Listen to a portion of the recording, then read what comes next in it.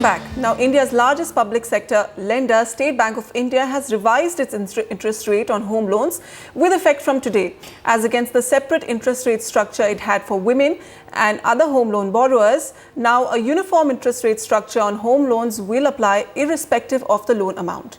Now, for home loans up to 75 lakhs, the rate has been fixed at 10.10% per annum for all borrowers, women or otherwise. And for loans above 75 lakhs, the interest rate now stands at revised at 10.15% per annum. This is effectively a cut of 5 basis points on loans up to 75 lakhs and a 15 basis point cut on loans over 75 lakhs. With this in the backdrop, let's also talk about how to smartly manage your home loan liability. Nobody feels like a true owner of the home until you pay off your home loan. So today, let's look at what it takes to foreclose or prepay a home loan before time. We are joined by Adil Shetty, founder and CEO of bankbazaar.com.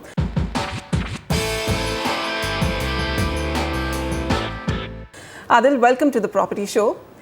Now, people who've been paying who are going through their home loan for a couple of years now, finally experiencing some financial stability in their lives, in their jobs, and they're now thinking about foreclosing their loan before time.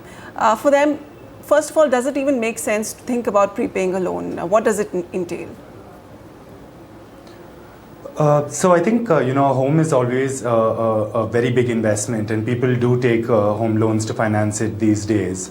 I think if one has access to cash, it's always an option to prepay your home loan. I think the important thing to check is whether the home loan has any prepayment fee on it.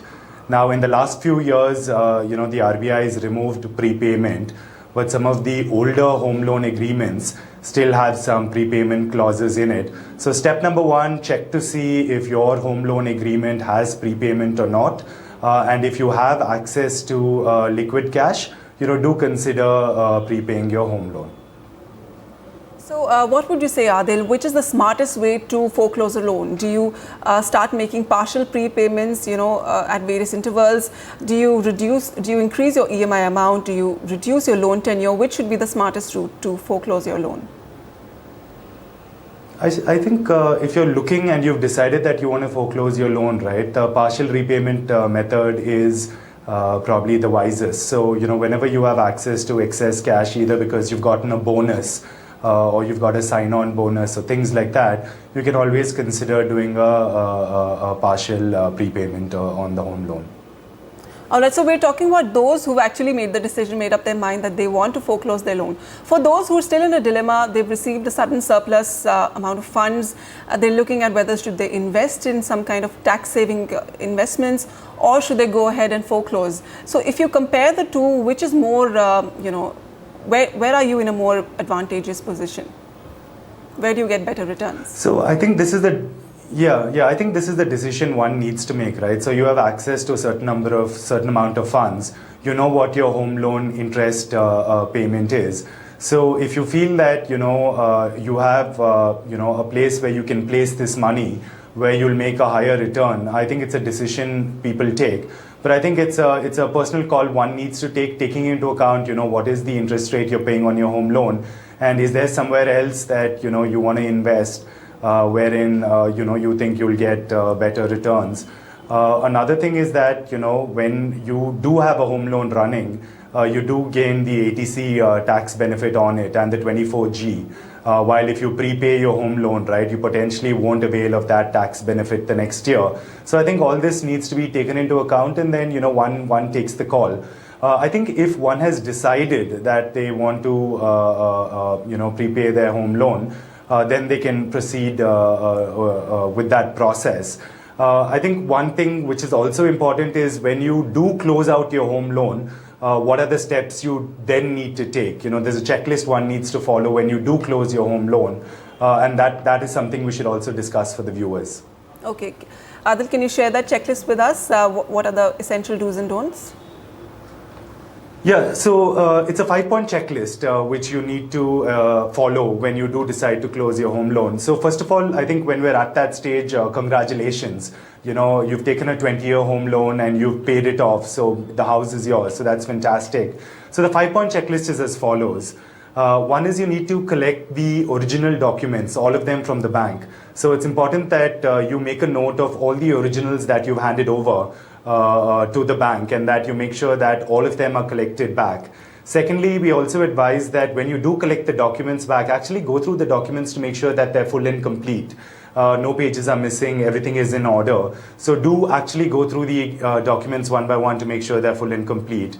Thirdly, right, it might make sense to get a no objection certificate from the bank saying that the home loan has been paid off in full for your records.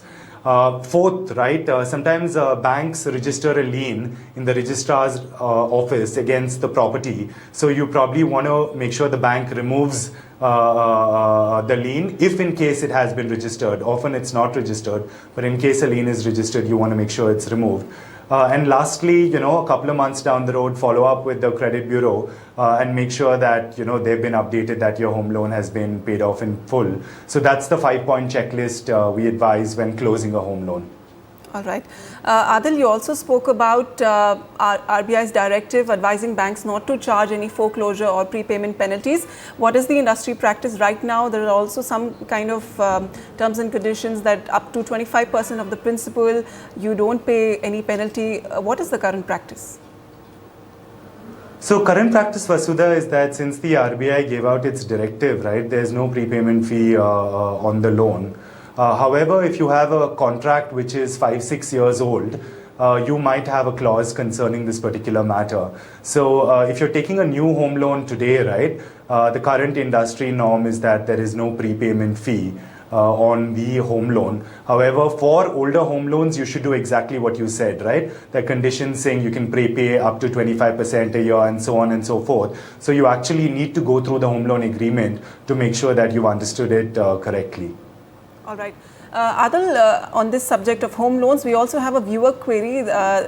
Nisha Chaturvedi would like your advice. Nisha wrote us this email saying, my father has a plot of 60 square yards in Jaipur, but it has not been approved by the Jaipur Development Authority yet. My father cannot afford enough money to construct a home. So can any bank offer us a home loan to construct a house on that piece of land? Adil, clearly a case right, of Vasudha, not I think, clear title. Yeah, absolutely. I think there are two questions in this. Let's handle it independently. One is about a construction loan, saying if someone wants to build on an existing plot of land, will a bank give a construction loan? The second is if the land is not approved, right? So the quick answer to the second part of the question is if it's not approved, the bank will not fund it. Now, there are multiple reasons why the land could not be approved. It could be common panchayat land, it could be agricultural land. So I think what she needs to do is to check why the land is not approved, and then follow up with the development authority to see if she can get it approved. But if it's not approved, typically, right, no lender will finance it. However, the other question in terms of construction loan, right, that is something that banks do provide. So if you do own a plot of land and you want to construct your own house, you go in for what's called a construction loan. Typically, banks will fund 70 to 80% of the construction cost, subject to it being less than 80% LTV on the cost of the property, on the market value of the property. So if in case she does get the property approved, then she definitely can go in for a construction loan for about 70 to 80% of the construction cost. Okay, so Nisha, that's the advice there. If the land is not approved, you won't be getting any loan from a bank. You need to visit the local authority offices, the Patwari, figure out why that land does not have a clear title, what are the encumbrances on that land, and then go ahead with your property transaction. All right, Adil, thank you so much for joining us today with those expert inputs.